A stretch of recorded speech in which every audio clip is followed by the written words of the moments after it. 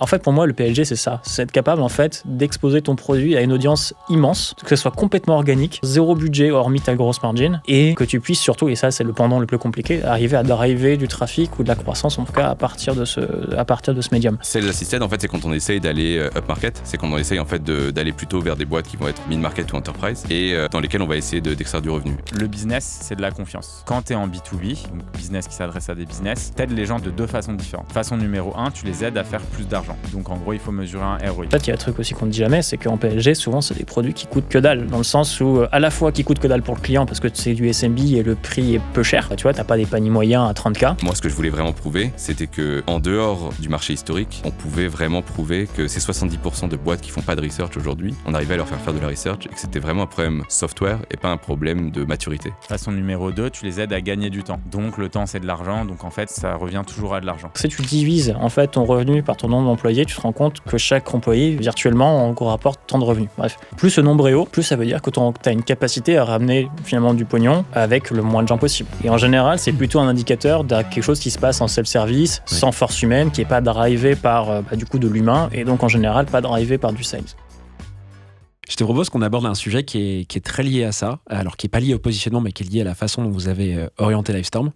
C'est, et on l'a évoqué un petit peu au début, c'est ce qu'on appelle le PLG. Donc on va définir un peu ce que c'est, parce qu'il y a peut-être des gens, sans reprendre complètement les basiques, ce serait très long.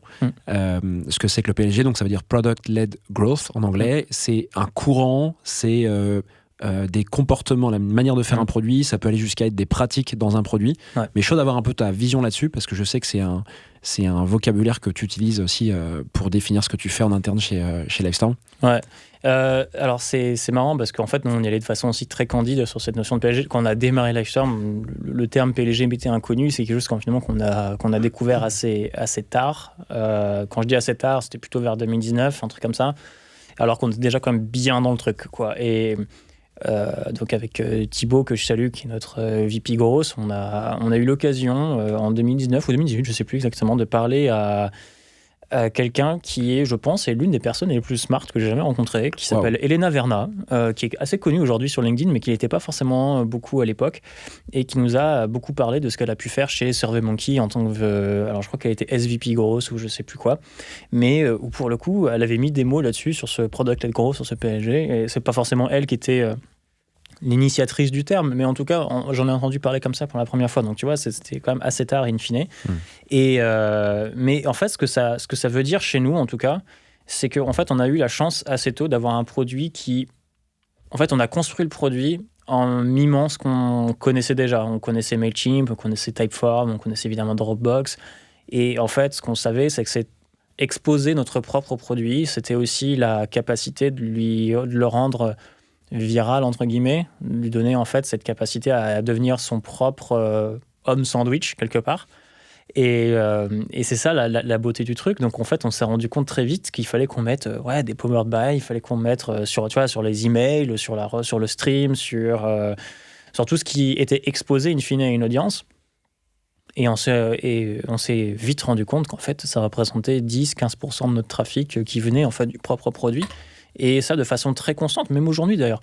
Donc c'est hyper intéressant. Et surtout, le deuxième truc, c'est qu'on s'est rendu compte que, je ne sais plus quand est-ce qu'on a eu ça avec Robin, mais on s'était amusé à exporter un peu la liste des participants il y a quelques années et de regarder notamment les sociétés qui étaient associées à ces participants. Et là, on était en mode, mais what the fuck, en fait, il y a tout le Fortune 500 qui a été confronté à une expérience Livestorm à un moment donné, quoi. Et là, tu te dis, c'est ça. En fait, pour moi, le PLG, c'est ça. C'est être capable, en fait, d'exposer ton produit à une audience immense, que ce soit complètement organique, sans zéro budget, hormis ta grosse margin, et que tu puisses surtout, et ça, c'est le pendant le plus compliqué, arriver à driver du trafic ou de la croissance, en tout cas, à partir de ce médium.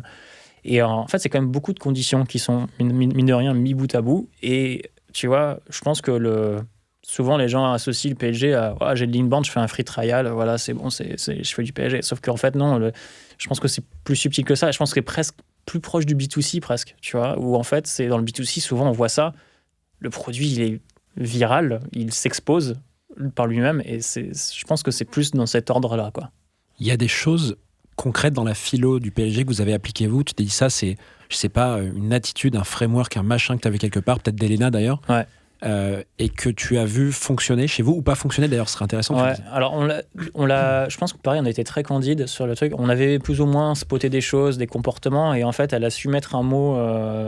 Pareil, pour les gens qui connaissent, je vais dire des banalités, mais pour moi à l'époque, encore une fois, j'étais très candide là-dessus, et je pense qu'avec Thibaut aussi. Et elle nous dit. En fait, il faut que vous ayez ces données où vous arrivez à comprendre quels sont les événements, les comportements qui vont vous amener au aha moment, qui est souvent connu en produit, mais qui est surtout connu en grosse pour ça, pour le PLG. Et le aha moment étant le moment en fait de la conversion. Qu'est-ce qui mène à ça? Comment tu passes d'un user à un user actif, et comment de ce user actif tu vas te montrer vraiment un power user, enfin pas vraiment power user, mais vraiment le user le plus loyal possible. Et en fait, tu te rends compte que en regardant un peu ton amplitude ou quand on regarde ton graph, on s'en est rendu compte comme ça en l'occurrence, tu mettais un objectif de conversion, mettons sur le démarrage d'un abonnement, et tu regardais quels étaient les événements qui étaient le plus corrélés à ça. Et évidemment, tu vois des événements à la con du type il a mis sa CB. Bah oui, évidemment, quand tu mets ta CB, il y a de grandes chances que tu payes. Donc, celui-là, tu l'exclus.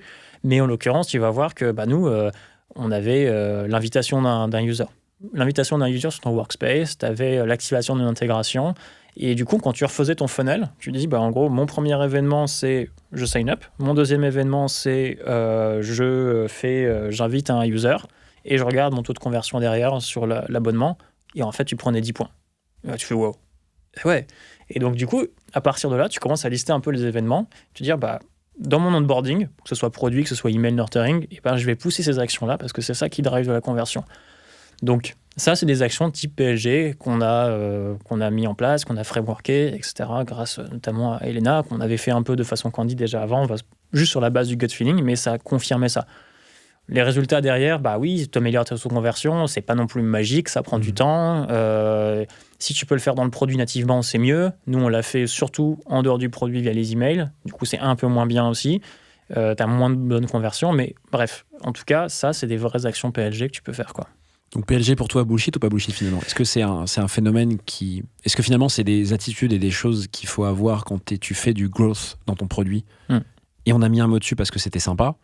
Ou est-ce que vraiment, il y a quelque chose à tirer de ce mouvement et on peut faire une boîte complètement autour de ça? Là, je suis quasi radical en disant les équipes de vente sur du SaaS B2B, par exemple, à la porte, salut, ça va marcher tout seul, quoi. Non, je pense qu'en fait, il y a une nuance à tout ça. Je pense que c'est pas bullshit. Je pense que par contre, c'est très galvaudé, comme je te disais. C'est pas parce que tu as un free trial que tu fais du PLG, parce que tu as un free account que tu fais du PLG. C'est pas vrai. Il y a beaucoup de boîtes qui pensent être PLG, mais en fait, en réalité, c'est 1 sur 10.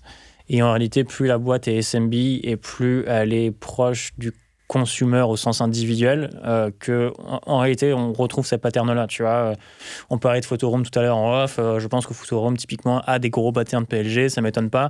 Et d'ailleurs, je vais te dire, une bonne façon de spotter ces boîtes-là, ce que je mettais dans la préparation de l'émission, c'est en fait, tu regardes le RPE. Le RPE, c'est le revenu per employees. Et je pense que le revenu per employee, c'est un bon indicateur, parce que ça veut dire que si tu divises en fait, ton revenu par ton nombre d'employés, tu te rends compte que chaque employé, virtuellement, en gros, rapporte tant de revenus. Bref, plus ce nombre est haut, plus ça veut dire que tu as une capacité à ramener finalement du pognon avec le moins de gens possible. Et en général, c'est plutôt un indicateur de quelque chose qui se passe en self-service, sans force humaine, qui n'est pas drivé par du coup de l'humain, et donc en général pas drivé par du sales. Donc c'est souvent un bon indicateur de ça. Je pense que le PLG n'est pas aussi pour tous les types de revenus motion. Tu vois, par exemple, nous, on monte de plus en plus sur du moyen compte, grand compte. C'est beaucoup moins, ça s'y prête beaucoup moins.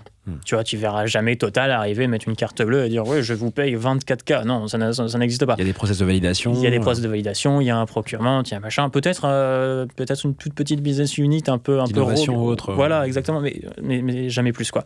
Donc, à la rigueur, dans ce contexte enterprise, ton PLG n'est pas un outil finalement de génération de revenus, mais presque un outil d'awareness. Tu vois, en l'occurrence, chez nous, on le voit comme ça. D'ailleurs, Customer Advisory Board de ce matin, on parle à un très grand compte dans la santé. Et comment ils ont trouvé? En étant participants. Et en fait, c'est de l'awareness, mais ils n'auraient jamais acheté par ce biais-là. Donc en fait, c'est ça aussi la nuance. C'est que ton PLG, il veut derrière grosse, en fait, tu peux à la fois mettre lead gen, revenu, mais tu peux aussi mettre juste de l'awareness et du très top of the funnel. Mais tout dépend de comment tu vends, quoi. Tu as des exemples de boîtes en tête, françaises, américaines d'ailleurs, où tu veux, mais américaines ou ailleurs d'ailleurs, on dit américain avec un biais énorme, qui ont vraiment éprouvé cette pratique, tu vois, qui sont connus un peu pour avoir mis en place des pratiques PLG. Ouais, bien sûr. Évidemment, il y a toutes les boîtes de formulaires, de formulaires, mais les boîtes aussi de survey sont très connues pour ça. Typeform étant l'exemple le plus connu, SurveyMonkey aussi. Ils ont été très pionniers. Dropbox, n'en parlons même pas, parce que le GRFA, c'est vraiment les OG du PLG. Donc ça, pour le coup, voilà. Je pense que dans des exemples plus récents, on parlait de Photoroom. Pareil, très B2C. Très B2C, ouais. Photoroom, très B2C, mais Zenly, pareil, extrêmement B2C. Je pense que ça se rapproche beaucoup de ces boîtes-là. Mais en France, in fine, je ne connais pas beaucoup d'exemples.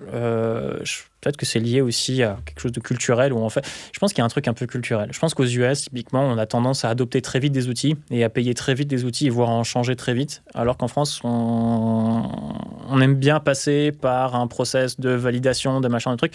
Et donc, c'est peut-être pour ça aussi que c'est un petit peu moins répandu. Tu vois, typiquement, quand nous, on a lancé, on faisait beaucoup de PLG parce que du coup on s'adressait à des SMB, on avait un panier moyen très faible et surtout 80% de ce qu'on faisait c'était en dehors de France, quoi. C'est très vrai. Je réalise un truc là dans ce que tu dis, c'est que tu sais, il y a le fameux syndrome de la carte bleue.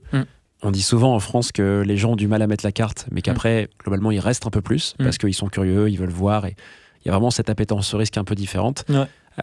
Donc t'attends un peu, quoi. Alors que outre-Atlantique, ils mettent la carte dans la seconde. Par contre, ils partent très très vite si l'expérience est pas bonne, si la valeur délivrée est pas bonne et pas à la hauteur, parce que aussi ils ont un terrain concurrentiel énorme d'un point de vue tech. Et donc ce que je réalise en fait, que peut-être que le courant vient des US et il est très présent là-bas parce que du coup les gens mettent la carte bleue très vite, donc ils peuvent avoir ce truc de ils génèrent de la croissance très fort, très très tôt dans le funnel, alors qu'en France, tu t'arrêtes déjà à la carte bleue parce que les gens la mettent pas, quoi. Non, mais c'est clair. Tu vois, j'ai un exemple marrant, c'est moi, j'ai regardé ça il y a pas très longtemps, du coup ça m'a fumé. J'ai regardé les 50 premiers clients qu'on n'ait jamais eu. Dedans, il y a Pipedrive. Pipedrive, ça fait longtemps qu'ils existent. Ils existent depuis 2010. C'est une boîte qui est là depuis un certain temps. Très jolie boîte, ouais. Tu vois, et nous, on était là. On était littéralement, moi, Robin, Tom, Vincent, donc mes associés, dans son salon à bosser. Et, tu vois, bref. Donc, vraiment, à moitié dans l'histoire, à moitié dans un garage. Et tout d'un coup, Pipedrive qui sign up et qui prend un plan à 100 balles. Ils sont encore clients aujourd'hui. Clients Enterprise aujourd'hui, mais ils ont quand même bien grossi. Bravo. Et tu vois, c'est complètement absurde qu'une boîte comme Pipedrive, alors ils sont en Estonie, mais bon, il y a un gros ADN quand même US chez eux, et je crois qu'ils ont même des headquarters aux US maintenant, qui arrivent et les mecs ils mettent une carte bleue dans une boîte random, quoi. Enfin, je veux dire, qui fait ça, quoi. Et bref, et je pense que c'est très symptomatique aussi d'une mentalité anglo-saxonne, quoi. Pour finir sur cette partie PLG, je suis fondateur, je suis, product, peu importe, et je participe à la création d'un produit en ce moment. Qu'est-ce que tu recommandes à cette personne de faire si elle se dit, il y aura peut-être un truc à faire sur mon produit, il faudrait que je creuse un peu? Ce serait quoi peut-être la première chose que tu regarderais pour voir si ça a du sens dans mon produit, dans leur produit d'y aller? Ouais, moi je regarderais simplement. Déjà, il y a un truc très, très simple. Je regarde si le produit, il est visible. Tu vois, tous les produits ne sont pas visibles par d'autres gens que tes clients. Tu vois. Si par exemple je prends un dashboard de procurement parce que t'as un SaaS de procurement, en vrai les gens qui vont regarder c'est ton CFO, tes HR et peut-être les gens de ta boîte, mais tu vas pas t'amuser à mettre ton dashboard de procurement comme ça en ligne, non, ça n'existe pas, quoi. Alors que un survey, oui, un email, oui, peut-être même un truc de documents légaux, tu vois. En soi, tu peux envoyer un contrat à des gens qui sont pas clients de ton SaaS. Bon, bref, tout ça, est-ce que déjà tu checks cette box-là? Bon, c'est une première chose. Ensuite, tu as un truc, c'est combien ton produit te coûte. Parce que c'est vrai qu'en fait, il y a un truc aussi qu'on ne dit jamais, c'est qu'en PLG, souvent, c'est des produits qui coûtent que dalle, dans le sens où à la fois qui coûte que dalle pour le client parce que c'est du SMB et le prix est peu cher. Tu vois, t'as pas des paniers moyens à 30K. Voilà. Et t'es plutôt sur des populations qui ont peu de budget. Et aussi, ça te coûte moins cher, ça te coûte pas cher toi. C'est-à-dire que sur ta grosse margine, tu vas être capable de dire en fait, mon produit, s'il doit tourner tout seul, en fait, il va même pas me coûter grand-chose. Et ça aussi, c'est un facteur. Parce que mine de rien, ça veut dire qu'en PLG, ton coût d'AC, c'est ton coût de faire tourner ton produit. Donc en fait, ta GM devient ton CAC. Bref. Et Et je pense que le troisième truc à regarder, c'est est-ce que tu peux en fait driver est-ce que tu peux driver de la conversion à partir de ce produit-là, tu vois? Est-ce qu'il y a parce qu'en fait tu peux exposer ici ton produit, mais est-ce que tu peux arriver en fait à faire ramener des gens sur ce site? Est-ce que tu vois ils ont une expérience qui se disent c'est intéressant, ou est-ce que c'est vraiment tu l'exposes mais in fine ça n'a pas trop d'intérêt dans ce que tu montres, Donc quoi. on va parler de la transition de Maze, du produit Maze, de, comme on le disait en intro, de product-led, self-serve, il a insisté là-dessus, à product-led, je vais y arriver, sales assisted, voilà. Ouais. Sales assisted, comment on définit ces deux choses-là déjà sur le produit, et quel est le déclencheur pour vous de se dire il faut qu'on fasse ce changement, quoi. Ouais. Alors, product-led self-serve, donc product-led, ça veut juste dire que c'est le produit qui génère de la croissance, en fait, pour faire simple. Et product-led self-serve, ça veut dire que si le produit génère de la croissance, la manière dont les gens ont de convertir sur ce produit-là, c'est en swipant une carte de crédit en autonomie. En gros, il n'y a pas de processus de vente qui participe à ce processus. Il n'y a pas d'équipe commerciale qui viennent pour... Exactement. Donc il faut penser, quand j'achète un compte sur Spotify, tout seul chez moi, je fais du self-serve. Voilà, pour faire simple. C'est quoi la différence avec le product-led growth? En fait, le product-led growth... J'en fais exprès parce que je viens de sortir deux contenus quand on enregistre là-dessus. Il y en a un qui dit c'est bullshit et l'autre qui dit c'est génial. Donc je fais exprès forcément de... donc le product-led growth, en fait, il y a une grande ère de PLG, comme on appelle ça. Le product-led growth, c'est le produit génère de la croissance. Donc en fait, dans les boîtes, quand tu penses à comment est-ce que des nouvelles personnes découvrent notre produit et comment est-ce que on récupère des nouveaux prospects, et ben en fait, il y a plusieurs méthodes. Historiquement, quand tu penses aux boîtes d'il y a 30 ans, c'était sales-led. Donc ça veut dire qu'en fait, tes commerciaux, ils se prenaient le téléphone, ils appelaient, ils disaient bonjour monsieur ou madame, voilà, est-ce que vous êtes intéressé par notre solution? Ça, c'est être sales-led. Product-led, en fait, il y a pas mal de boîtes qui ont réussi à prouver qu'en fait, ils pouvaient, grâce au produit, créer des espèces de boucles de viralité qui permettaient en fait de créer du top of funnel, compteur qui s'augmente, pour faire venir en fait des gens sur son produit. C'est devenu un peu un mème dans la communauté produit, parce qu'en fait toutes les boîtes voulaient être product-led puisque les investisseurs cherchaient des boîtes product-led. Nous, on a la chance d'être une vraie boîte product-led pour le coup, et la manière dont on le sait, en fait, c'est que si tu penses à ce que c'est avec de la research, en fait, nos utilisateurs, ils créent des research studies. Donc, ça va être des surveys, ça va être des tests, des unmoderated tests d'usabilité. Et ça, ils vont les partager en externe. Et quand ils les partagent en externe, en fait, nous, un pourcentage des gens qui sont exposés à ces tests-là deviennent utilisateurs de notre plateforme. Et donc, en fait, pendant très longtemps, et encore aujourd'hui, on grossit énormément juste par exposition de notre produit naturel à d'autres gens. Et donc, c'est ça la grosse différence. Product-led, c'est pour ça que je suis très J'ai volontairement fait le rapprochement, mais bien sûr. Pour que les gens comprennent les notions avant qu'on rentre dans le vif. Exactement. Donc product-led, ça veut juste dire c'est le produit qui génère de la croissance. Product-led self-serve, c'est cette croissance ensuite est convertie via un simple paiement en autonomie sur la plateforme. Sales assisted, c'est il y a un commercial qui participe à ce processus d'achat. Et donc vous avez fait le choix de passer de self-serve, ça semblait pourtant super sexy et génial et autonome, autosuffisant, bref, tout ce qu'on veut, à une manière, enfin une stratégie business qui est de faire rentrer quelqu'un dans la boucle pour pouvoir aller jusqu'à l'acte de vente, quoi, si on parle en process de vente, quoi. Pourquoi ce choix ? En fait, en général, déjà, il faut comprendre que ce choix... Donc là, on a parlé vraiment juste du processus d'achat. Mais en fait, ce choix, il est souvent très, très lié à la segmentation client qu'on essaie d'adresser. En fait, self-serve, c'est un... Donc là, j'ai pas de mot en français, donc ce sera go-to-market motion. Désolé, on va garder ça. Voilà. Self-serve, c'est un go-to-market motion dans lequel on essaie d'adresser principalement des petites structures. En fait, faut penser des petites boîtes qui peuvent se permettre en fait, de payer avec une carte de crédit. Sales assisted, en fait, c'est quand on essaye d'aller upmarket, c'est quand on essaye en fait d'aller plutôt vers des boîtes qui vont être mid-market ou enterprise et dans lesquelles on va essayer d'extraire du revenu. Ces boîtes-là, en fait, elles ont des processus d'achat qui sont beaucoup plus compliqués. Et donc, en fait, s'il n'y a pas de sales assisted, ça va être soit très dur de les convertir, d'une part, ou on va convertir au mauvais niveau dans l'entreprise. Ça veut dire qu'en fait, au lieu de convertir l'entreprise, on va convertir des petites équipes dans ces entreprises qui peuvent payer avec une carte de crédit. Et donc pour nous, en fait, ce qui s'est passé, pour la petite histoire de Maze, et je pense que c'est une histoire qui est commune à énormément de boîtes dans les 2 dernières années, nous, historiquement, comme on est dans une mission de démocratisation, il fallait qu'on arrive à prouver qu'on pouvait extraire du revenu d'un segment de marché qui historiquement n'était pas adressé, qui était justement ce SMB et ces mid-market, donc les petites boîtes qui historiquement n'avaient pas de maturité pour faire de la research. Et donc, en fait, naturellement, si c'est ça que tu essayes de faire, en fait, ce que tu vas faire, c'est que tu vas essayer de faire du product-led parce que le coût d'acquisition, tu veux qu'il soit bas pour adresser finalement des clients qui vont avoir un panier moyen plus bas. Et tu veux que ce soit self-serve pour pouvoir limiter en fait les frictions qui vont exister pour que ces clients-là achètent ton produit. Et donc, en fait, on a eu beaucoup de succès à faire ça. Ça nous a d'une part permis d'avoir finalement un pied dans énormément de startups et de boîtes, 200 000 boîtes aujourd'hui. Et d'un autre côté, ça nous a permis très rapidement en fait, de générer du revenu. Le problème qui s'est passé dans les 2 dernières années, c'est que, bon, d'une part, les boîtes qui ont des faibles maturités, en général, c'est des boîtes qui churn très vite. Donc, c'est ce qu'on disait il y a 5 minutes. En fait, c'est la différence entre des boîtes qui voient la research comme une activité versus les boîtes qui voient la research comme quelque chose comme un shift culturel dans la boîte. Voilà. La deuxième chose, je pense, qui s'est passé pour énormément de boîtes dans les 2 dernières années, c'est que on se rappelle tous de l'époque 2019-2021 où l'argent était gratuit et toutes les startups pouvaient lever. Et je pense qu'on a vu beaucoup de boîtes qui pensaient avoir trouvé un product market fit avec justement ces petites boîtes, ces startups, ces SMBs.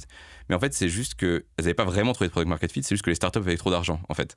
Comme les startups avaient trop d'argent, tout d'un coup, elles avaient les moyens de pouvoir acheter du software. Essayer plein de choses. Exactement, alors que historiquement, elles n'avaient pas le budget pour pouvoir le faire. Quand la récession a commencé, je pense que beaucoup de boîtes comme nous ont vu en fait une espèce de décélération de cette partie de leur business. Et certains ont fait le choix en fait de continuer dans ce go-to-market motion. Et certains comme nous en fait ont fait le choix de dire on a un challenge et il faudrait qu'on arrive à extraire du revenu ailleurs que dans ce segment de marché qui a un panier moyen très faible et qui churn beaucoup. Et surtout maintenant, dans lequel il y a une décélération en fait, du fait qu'en fait, il y a juste plus d'argent. En fait, qu'on pensait avoir un product market fit avec ce segment, mais notre product market fit, il était enflé en fait, par le marché financier. Et donc, en fait, il y a 2 ans, je suis arrivé à notre board meeting. À l'époque, on a 90% de notre revenu qui est self-serve. Donc, il faut bien se rendre compte que c'est une grosse partie de notre revenu. On commence à avoir cette décélération au niveau de la boîte et on commence à avoir 10% de notre revenu qui est enterprise ou mid-market. Mais c'est un go-to-market motion qu'on ne maîtrise pas encore. On n'a pas vraiment de commerciaux, c'est encore moi qui fais le commercial. On ne sait pas vraiment vendre à ce genre de boîte-là, c'est des processus qu'on ne connaît pas. Et en fait, j'arrive à notre board et je dis je pense qu'il est temps qu'on tue notre self-serve et qu'on focus la boîte sur de l'enterprise, sur du sales-led, sur du sales-assisted, parce que je pense que c'est là où sera notre prochaine croissance. Et la raison pour ça, c'est que le marché historique qui achète de la research, il existe beaucoup plus dans cette enterprise, puisque ces grosses boîtes comme User Testing et UserZoom ont déjà fait l'éducation du marché, versus nous qui devons faire énormément d'efforts pour éduquer un marché qui peine à payer, peine à convertir, Et c'est le cas d'énormément de boîtes en fait quand tu essaies d'adresser ce genre de segment-là. Et donc en fait, on a fait ce choix intentionnel qui était un choix très dur. C'est pour ça que vous êtes parti aux US ? C'est pour ça que je suis parti aux US, parce que vous, en fait, c'est que moi. C'est que toi, ok. Ouais, en fait, nous. Je pensais qu'il y avait plus de personnes.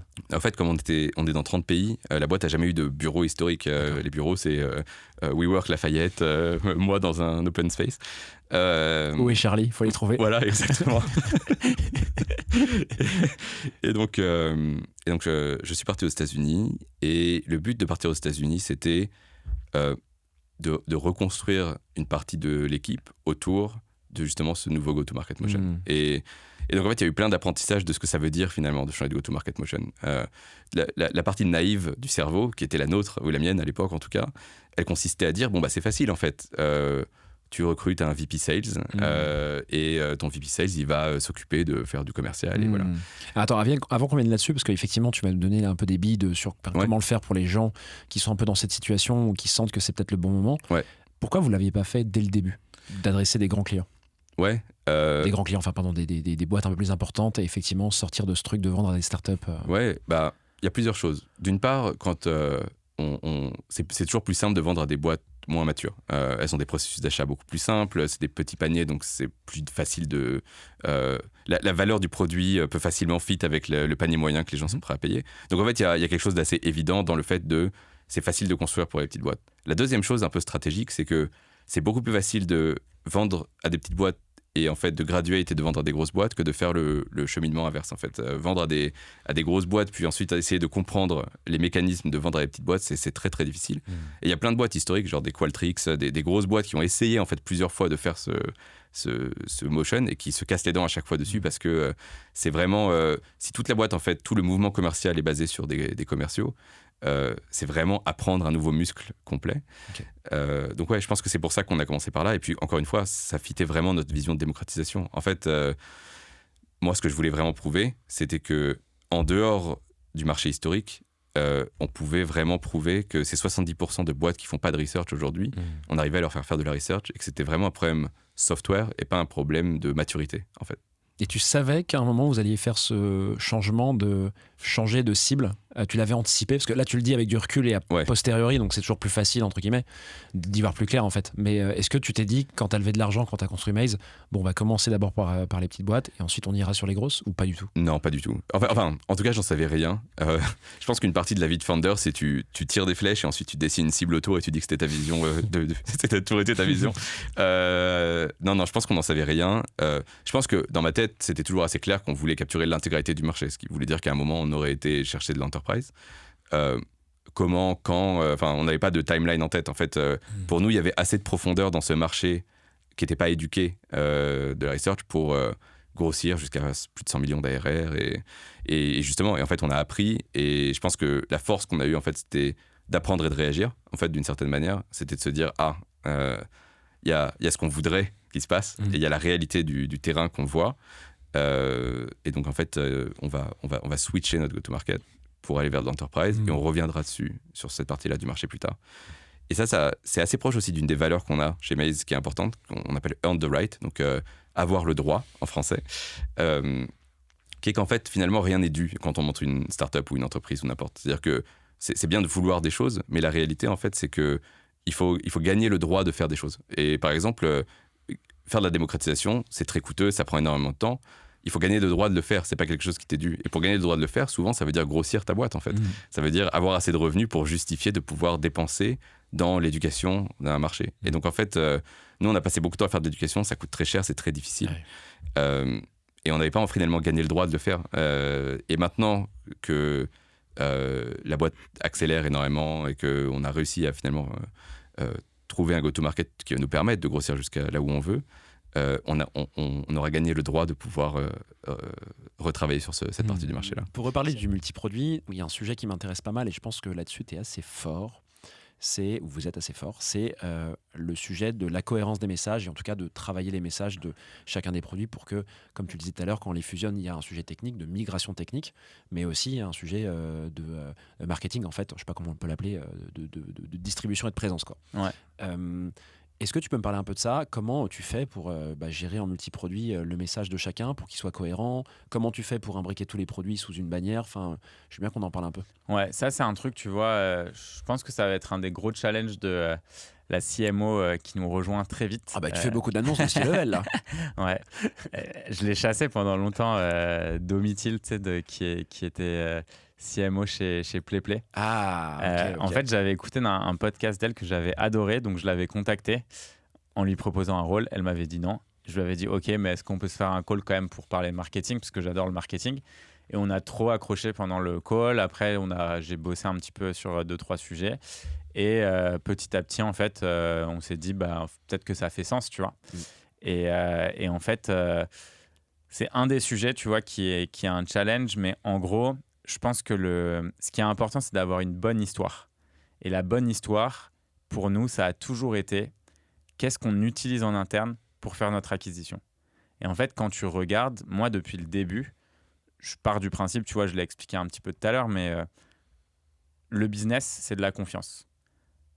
Quand tu es en B2B, donc business qui s'adresse à des business, ton produit, il a deux critères qui sont... t'aides les gens de deux façons différentes. Façon numéro 1, tu les aides à faire plus d'argent. Donc, en gros, il faut mesurer un ROI. Façon numéro 2, tu les aides à gagner du temps. Donc, le temps, c'est de l'argent. Donc, en fait, ça revient toujours à de l'argent. Demain, dans la rue, tu as un mec qui vient te voir qui te dit « Hey, Tim, donne-moi 100 balles. Dans une semaine, je te rapporte 1000 balles. » Techniquement, ce gars-là, Toi, tu te dis c'est 900 € de gagné en une semaine, c'est cool. Je fais rien en plus, donc trop bien. Mais par contre, tu le connais pas. Peut-être un mec chelou, peut-être qu'il va prendre ton argent. Je pense que la chance pour que tu lui donnes 100 €, elle est très faible. Par contre, demain, tu as, je sais pas moi, Elon Musk qui est au resto, qui te dit « Tim, donne-moi ton email, j'ai pas d'argent là, t'es 100 balles, je te rends 1000 balles derrière. » En fait, c'est Elon Musk, tu sais qu'il a gavé de thunes, tu te dis « Bon, bah oui. » T'as envie d'être proche de lui. Ouais, c'est ça, t'as envie d'être proche de lui. Plus Bah, que en fait, ton investissement d'ailleurs. Ouais, peut-être d'ailleurs que ça a plus de valeur. Du coup, tu les donnes, tu vois. Et en fait, pour moi, le business, du coup, ça a toujours été la confiance. Et cette confiance, en fait, elle est déterminée du coup par 3 parties. Et quand tu as une des parties qui n'existe plus, pour moi, il n'y a pas de confiance. Donc, j'ai appelé ça le triangle de la confiance. Et ce triangle, en gros, il est composé de ce qu'on appelle la crédibilité. Donc, crédibilité, c'est qu'est-ce que tu as fait dans le passé. Donc, toi, tu vois, typiquement, tu as une newsletter qui marche ultra bien, tu as un podcast, les gens, ils voient les questions que tu poses, elles sont pertinentes, etc. En fait, oui, tu as de la crédibilité, tu vois. Ensuite, tu as la connexion émotionnelle. Ça, c'est quelque chose, tu vois, qu'on a du mal à définir, qui est très personnel. Il y a des gens qu'on n'aime pas au début, il y a des gens qu'on aime très fortement au début, il y a des gens, tu vois, les gens, je pense, qui nous écoutent jusqu'à ce moment-là dans le podcast, ils ont l'impression qu'ils sont assis avec nous. Et du coup, la connexion émotionnelle, elle est là. Donc, on va dire que cette partie, elle est là. Il y en a qui sont partis à la première minute. Ceux qui sont partis, ils n'écouteront pas cette partie. Donc, à l'intro, parce qu'ils n'ont pas supporté ma voix. Voilà, c'est ça. Ils se sont dit, ou moi, pire, ils se disent, vas-y, c'est quoi ce bordel ? J'en peux plus de lui. Et enfin, tu as ce qu'on appelle reliability. Tu vois, c'est à quel point, lorsque tu fais une promesse, tu délivres sur la promesse que tu as faite. Donc, là, pour un produit, si je dis avec Lemlist, Lemlist va vous rapporter des millions en payant 100 balles, je suis peut-être un peu un mytho, tu vois. Et donc là, la confiance, tu vas l'avoir au début et tu l'auras plus après. Par contre, si je te dis que chaque mois, tu vas avoir des leads qualifiés si tu fais ta prospection en suivant les best practices, oui, tu vois, là, je suis assez sûr de moi. On a des dizaines et des dizaines de milliers de clients qui font ça. Donc, logiquement, ça devrait fonctionner pour toi. Et en fait, ce triangle de la confiance, quand tu regardes comment est-ce qu'on arrive à le construire, nous, en fait, on l'a construit en documentant énormément sur les réseaux. Et pourquoi documenter, ça marche ? Parce que documenter, ça rajoute de la crédibilité, ça rajoute une connexion émotionnelle, parce que, évidemment, que ce soit quand je fais du contenu vidéo, quand j'écris des articles, en fait, je parle des problèmes, tu vois. Je parle des galères que j'ai eues, je parle des moments difficiles, je parle des moments de doute, des moments où je pensais que jamais j'allais réussir. Et en fait, tout ça, ça crée un lien qui est fort, parce qu'au final, on doute tous. Tu vois, on a tous des moments où on se dit « Putain, mais qu'est-ce que je fais ?» Tu vois, genre, est-ce que je dois continuer ? Est-ce que je dois arrêter ? Il y a des gens qui doutent autour de moi. Tu vois, où est-ce que je vais chercher du support ? Tu vois, c'est un truc qu'on connaît tous. Donc ça, tu vois, c'est ce qui nous a bien aidé. Et après, pareil, sur la partie reliability, tu vois, c'est en fait, vu que j'annonce ce que je vais faire et ensuite je le fais derrière et je le fais publiquement, forcément, le cercle de la confiance, il est construit. Donc, nous, ce qu'on a fait pendant très longtemps, c'était cette création de contenu sur les réseaux, puis ensuite contacter en utilisant nos propres produits pour faire l'outbound, l'outreach, etc. En fait, pour tous les gens dans la boîte, ça fait sens, tu vois. Et donc là, l'histoire qu'on raconte au sein de la boîte, les gens, en fait, ils le vivent au jour le jour. Parce que nos sales qui créent du contenu et qui envoient des messages, tu vois, j'aide. On a un nouveau head of sales aussi qui est arrivé il y a pas mal de. Il y a beaucoup là. Il y a 6 mois, 7 mois. Ouais, on a vraiment structuré la team. En fait, tu vois, genre, j'ai passé du temps à l'aider à rédiger, tu vois, du content pour LinkedIn. Là, donc, il commence début septembre. Il a fait son premier post. Premier lead. Donc, personne qui arrive et qui lui envoie un message chaud pour booker un rendez-vous, machin, tu vois. Et donc, en fait, direct, ça, c'est l'étape 1, c'est des gens qui te contactent en direct. L'étape 2, c'est les gens qui ont liké, commenté, qui sont venus voir ton profil. En fait, eux, tu vas les voir et tu les contactes. Et étape 3, c'est la partie outreach pure et dure, mais les gens que tu outreach qui ne connaissent pas regardent ton LinkedIn, voient tes posts et se disent, en fait, ouais, c'est un mec avec qui j'aimerais bien parler, il a l'air de dire de 3 trucs intéressants, tu vois. Et en fait, ça, c'est une fois que tu as cette histoire et que tu peux le backer avec vraiment des faits réels, tout est beaucoup plus simple. Et donc, pour revenir, c'est hyper intéressant ce sujet de confiance et de cohérence des messages. Pour revenir du coup à ce que tu affiches sur la landing page ou dans ton produit aussi. Ouais. Comment tu fais pour déterminer les messages et t'assurer que tout soit cohérent et que il y a un peu ce truc de je te dis une bêtise sans doute, mais tu arrives sur l'Emcal et tu comprends pas en fait que ça fait partie de l'Empire parce que t'as pas l'impression que ce soit très cohérent en fait. Comment tu fais tout ça pour que ce soit cohérent? Ça en fait, je pense que c'est beaucoup de la cohérence en fait, elle se fait à plusieurs niveaux. C'est déjà les gens qui te découvrent dans des podcasts où tu as expliqué un petit peu les différents produits. Ensuite, ça se fait par nos sales ou le customer support. Et ensuite, ça se fait par un outreach proactif. Donc, on voit qu'il y a une équipe qui est stylée, qui a commencé à utiliser l'Emcal et qui pourrait utiliser l'Emlist. En fait, on va les contacter et on va les éduquer. Et en fait, l'idée par la suite... J'ai reçu ça. Ça va être... c'est très bien. C'est que l'équipe fait son taf. J'ai reçu un petit mail en me disant, en fait, découvre l'Emcal. Et en fait, tu vois, step by step, en fait, on va pouvoir pousser un petit peu les produits en fonction des différentes personnes quand ça rentre dans un ICP qui est très spécifique. Parce que aujourd'hui, en fait, on a en gros, la plupart des gens te disent de déterminer ton ICP, mais moi, je pense qu'il ne faut pas déterminer qu'un ICP, il faut déterminer ce qu'on appelle un magnet ICP. Donc, j'aime bien que tu développes. Le magnet ICP, en fait, c'est un concept que j'ai développé, voilà, en toute D'ailleurs, je vends mon bouquin. Ouais, c'est ça. D'ailleurs, n'hésitez pas à acheter le pire vendeur, c'est le Powerful Magnet ICP. Non, en fait, c'est juste que, tu sais, genre, je réfléchissais un peu à toutes ces boîtes qui ont vachement cartonné et j'aime bien un peu étudier leur marketing. C'est toujours un truc qui m'a fait kiffer. Et en fait, quand tu regardes Apple, ils arrivaient avec les ordinateurs.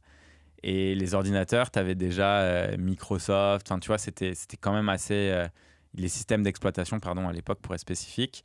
Et en fait, eux, ils se sont dit, on veut être très focus sur les designers.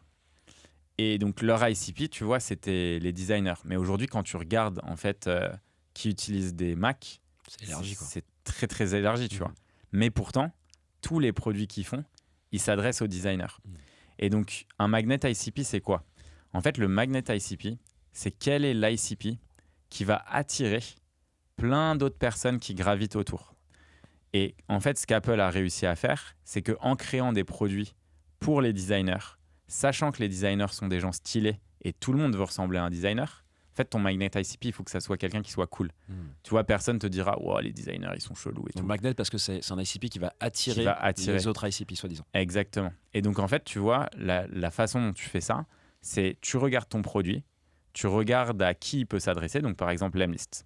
L'Emlist, c'est un produit. Moi, quand je regarde les use cases, tu as des sales qui veulent augmenter leurs revenus, des founders qui sont tout seuls, mais qui aimeraient augmenter leurs revenus parce qu'ils doivent trouver leurs futurs clients, des recruteurs qui doivent trouver des potentiels candidats, des gens en marketing qui veulent faire de l'outreach, soit pour leurs sales, soit pour eux-mêmes, des gens qui font du SEO, qui cherchent des backlinks. En fait, tu as plein d'use cases.